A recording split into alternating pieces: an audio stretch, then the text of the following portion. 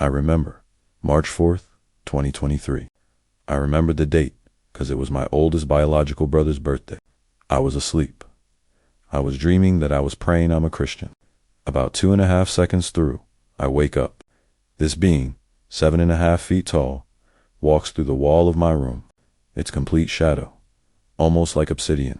It has chains upon chains wrapped around its left forearm, and this length of the obsidian chain goes to its right hand, drops down about 2 feet, and ends in this large, obsidian-like hook.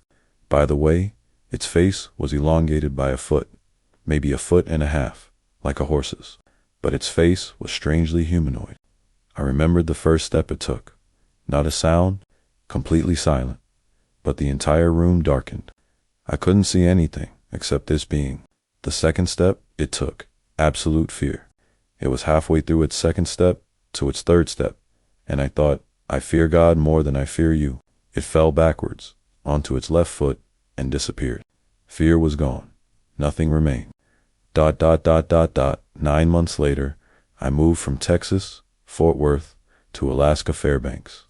I get home from work one day, and my cousin's wife, I was living with them at the time, my cousin, his wife, and our grandparents, came downstairs, pretty frantically, told me, "Hey, Drew, I have something to show you." So, I have this baby camera hooked up in my son's room. I found this on it. Somehow, she had the baby camera hooked up to her phone, and it was a recording. I'm not sure how the technology works. On this camera, I see the same humanoid, shadow obsidian-like being, same elongated face, floating towards her son's crib, with the son in the crib, and it's floating because its legs were broken. It had followed me all the way from Texas, over 2,000 miles, but it wasn't targeting me anymore. So, I grabbed some water, consecrate it, and me, my cousin, and his wife. Get every door frame, windowsill, every opening into the room there was. Haven't seen that thing since. Sometimes, I wonder if something I did broke its legs during my first encounter. I guess I'll never know.